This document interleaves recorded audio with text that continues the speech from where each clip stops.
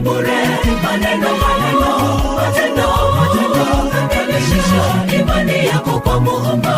Punguza yale maneno yatenda mema kwa watu wote. Acha domo uheshimiwe.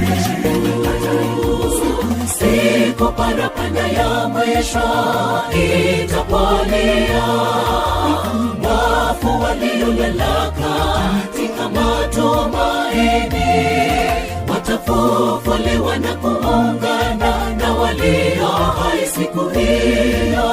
Je, umejiandaa kumlaki Bwana?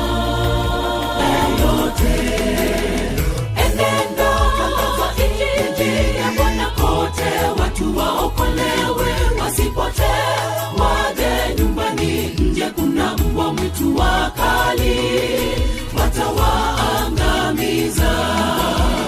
Nyumbani mwa Baba mtaishi milele. Leo usikose